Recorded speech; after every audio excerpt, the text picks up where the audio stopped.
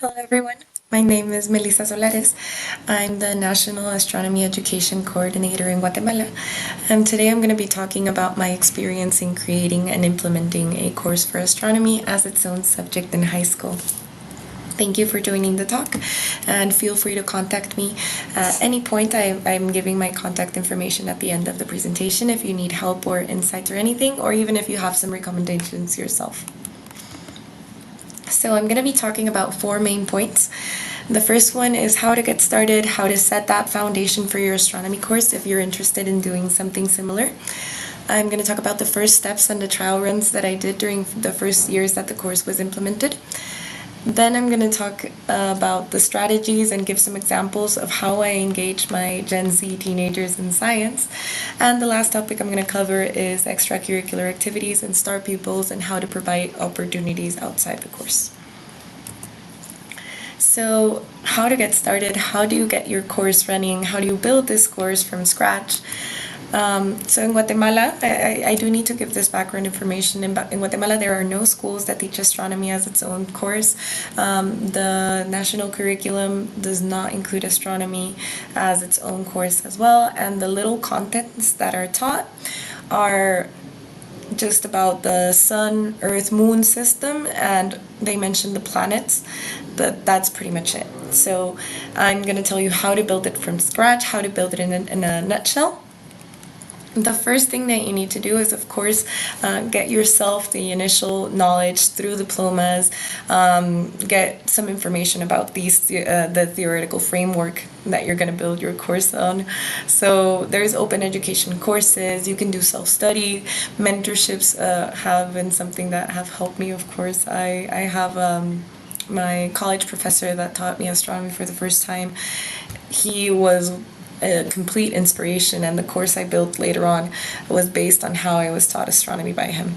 So basically, be a student before teaching your students. How did I accomplish this? I took astronomy courses in college. I got a teaching degree in teaching math and physics, and in the combination of all of this, I later on went back to college and got an astronomy diploma. So it's basically just getting all of this background info first. After that, something that helped me greatly was taking ideas from other existing curricula around the world.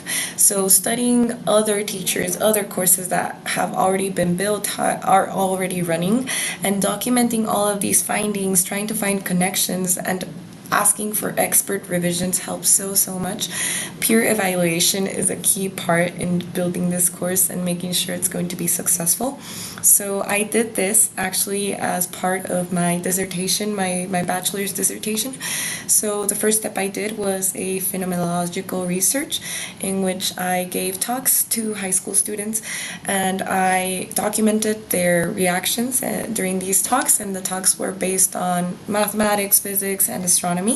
So the idea was trying to document that there is a preference towards astronomical topics in comparison to other sciences. So trying to find that point in which you demonstrate the relevance of what you're doing of your work. And then I later on did a state of the art in which I documented all of the curricula from other places in Latin America, and I took this curricula and I modified it a bit.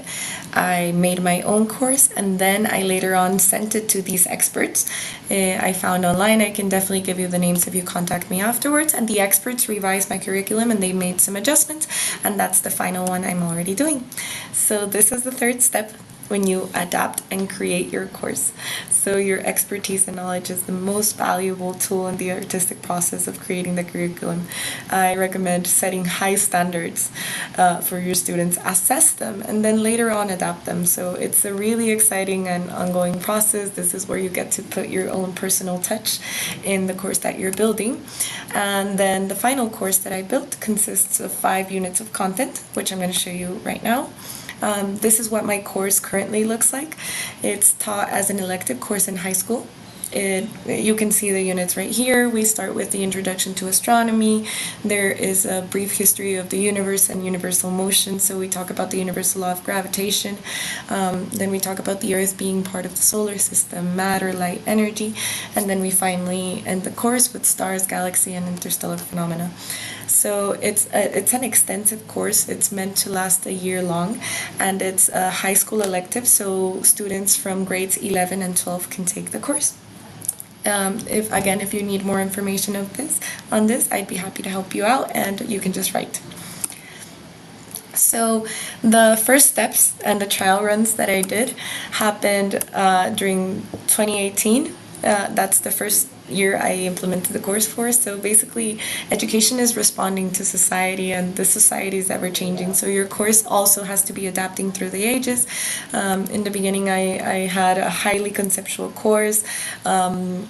Very little hands-on activities, and I also had difficulty engaging and keeping Squirmy students engaged. So this was later on changed during 2020 and 2022.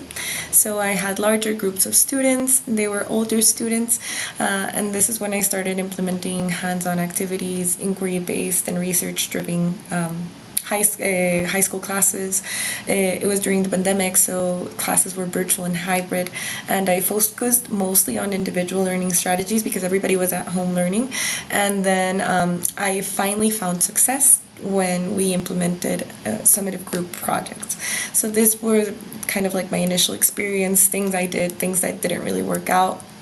And then to the present day, I have about 120 students that sign up for astronomy every year.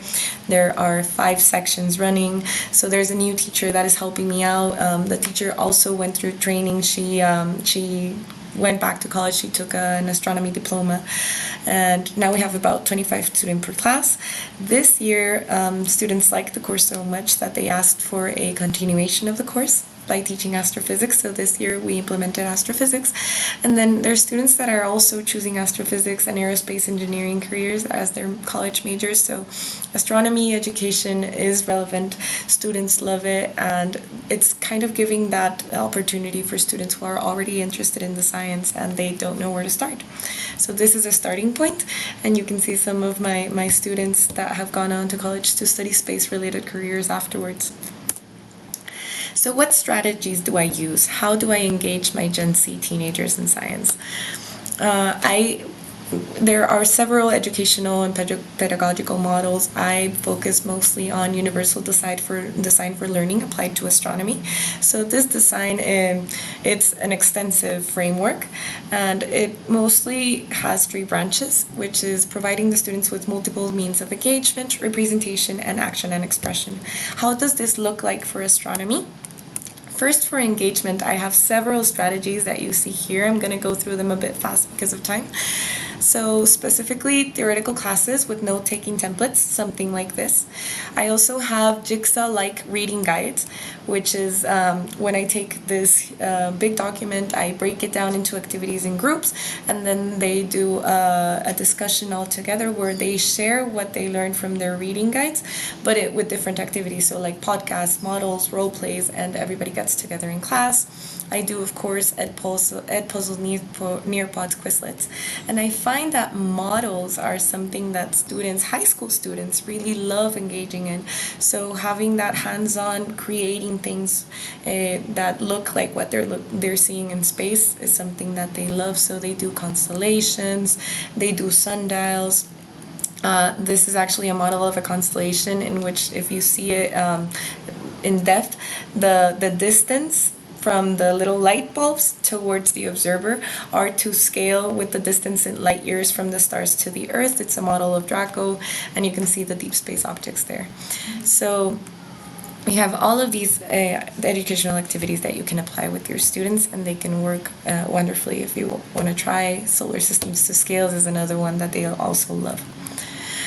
When it comes to representation, we use vocabulary slides, flashcards, articles, podcasts, and then students researching using AI tools, of course, and then also completing CR charts with the use of simulations.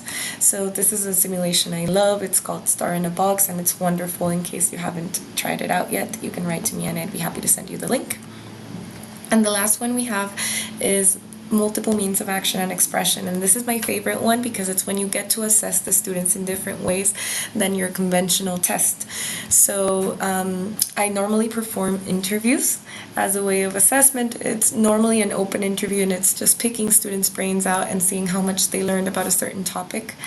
They also communicate astronomical information or news through social media. So this is something that has worked wonderfully. They're great at making TikToks. They create Instagram pages where they are communicating true scientific knowledge, debunking some misconceptions. Students also love teaching students from lower grades. So sometimes I have them do little comic books, and then they do read out louds to students from pre-K or first grade. So they're teaching them about eclipses, the moon phases, and basic phenomena. So in this teaching moment, you can assess wonderfully, and you give them the opportunity to share their knowledge with others. This works amazingly. And you can see them doing the read out loud here. And this is another view of the comic book that my students can make. They also make memes to communicate astronomical knowledge. And lastly, they can also create board games. This is one of my favorite strategies, using board games to represent the stellar cycle. So during the board game, they're asking questions about the HR diagram, about the life cycle of a star, the elements that are being burned, the temperature, etc., etc. Board games work amazingly. And the last thing I'm going to talk about is the extracurricular activities and the START pupils. So it's basically providing opportunities and extracurricular activities as bridges to space sciences. It's opportunities for students who can't really take the course yet because they haven't reached the age level. So astronomy clubs are an amazing starting point. I enlisted here some of the international and national contests that we do here. We have National Astronomy Olympiads. We have the Latin American Astronomy Olympiad. So it's after school activities that you can also inspire your students in joining. And then lastly, they can go to conferences and college level talks. If you can organize field trips to those things, it inspires students. The most important message here is for you to listen to the students and let them inspire you back. So I have a picture here where you can see one of my students. She is co-writing a book on observational astronomy in Guatemala. This is an after-school activity that she does by herself, and I'm of course revising everything and helping her with feedback. But it's these types of activities, this type of extra support that you provide to them after school that really gets them going. So I have one last thing to comment on, and it's that every step we take towards including astronomy education counts. Every little astronomical example or analogy we include in our practice, even if we're not yet teaching astronomy, that counts. Every small talk we have with the students after class, every question we decide to respond to instead of dismissing. And then every student we inspire to follow their passion and to teach them that there is a field of work in astronomy and space sciences. So what we do today counts. So why not start now? Thank you so much. I am giving you my information here in case you're interested in contacting me. I'd be happy to help you in anything you need. And I also am happy to receive any help that you have from your personal experiences around the world. Thank you.